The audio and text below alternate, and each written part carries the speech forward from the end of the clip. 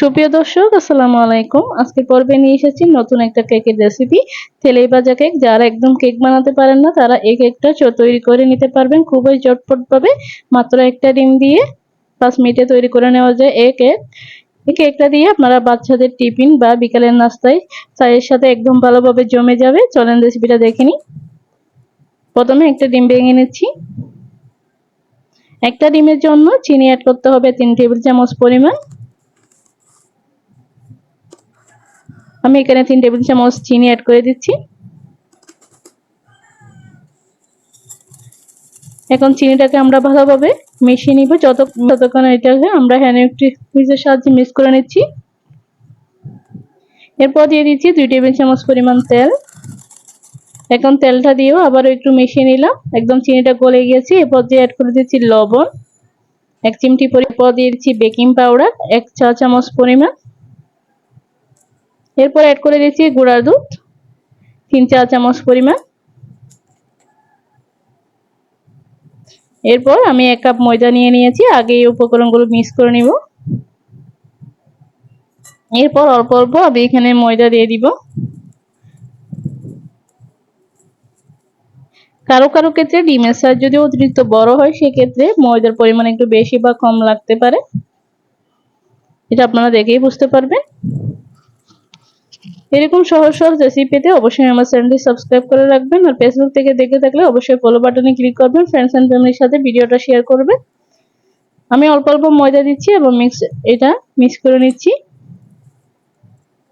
দেখুন লিকুইড এখনো এটি ঘন হয়ে আসেনি।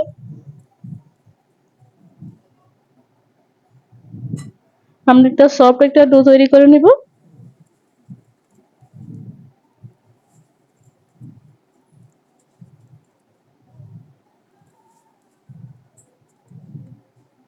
আরো কিছু ময়দা দিতে হবে। যখনই বুঝবেন এই খামিরটা দিয়ে আপনারা হাতের সাহায্যে শেপ দিতে পারবেন সেই পর্যায়ে ময়দা অ্যাড করে অফ করে দিবেন। আমি অলরেডি 1 কাপ দিয়ে দিয়েছি, তবু এখনো একটা পারফেক্ট ব্যাটার তৈরি হয়নি, সেজন্য আমি আরো অল্প পরিমাণে দিয়ে দিচ্ছি। এখন হাতের সাথে মিক্স করে নিচ্ছি। দেখবেন একদম সফট একটা ডো তৈরি হয়ে গিয়েছে। সেক্ষেত্রে আপনারা ময়দা অ্যাড করে অফ করে দিবেন। সামান্য পরিমাণে ময়দা বেশি দিয়েছি, দেখতেই পাচ্ছেন। এখানে আর কোনো ময়দা অ্যাড করার প্রয়োজন নেই। একটু আঠালো টাইপের খামির তৈরি করতে হবে, আবার একেবারে শক্তও না। আমি ভিডিওটা স্কিপ করে নিই যাতে আপনারা সম্পূর্ণ ভিডিওটা দেখতে পারেন। আমি এটা 2 মিনিট রেখে দিয়েছি। এরপর হাতে এখন তেল মেখে নিব, নয়তো এটি আমরা সুন্দর একটা শেপ দিতে পারবো না। হাতে তেল দিলে এটি আপনারা সহজে সুন্দরভাবে শেপ দিয়ে দিতে পারবেন। দেখতেই পাচ্ছেন এভাবে আমি সবগুলোকে বানিয়ে নিচ্ছি।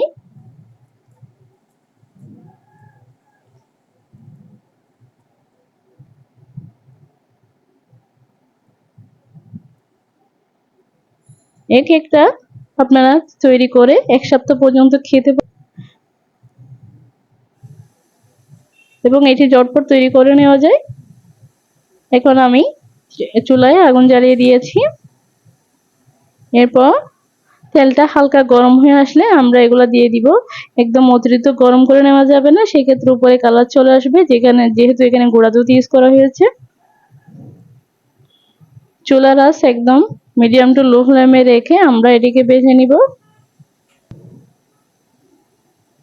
সবগুলো একসাথে দিয়ে দিচ্ছি, যেহেতু আমি একটি বড় প্যানে দিয়েছি। এগুলোকে এই মুহূর্তে কোনো নাড়ার প্রয়োজন নেই। যখনই দেখবেন এইভাবে ফুলে উঠেছে, নিচে সুন্দর একটা কালার চলে আসবে, সেই পর্যায়ে আমরা এগুলোকে উল্টে দিব।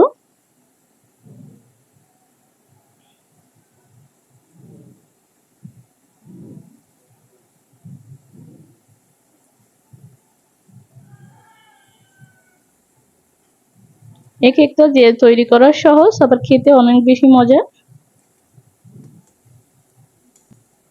একবার বাসায় বানিয়ে খেলে এটা আপনারা বারবার বাসায় বানিয়ে খাবেন, অতটাই টেস্টি।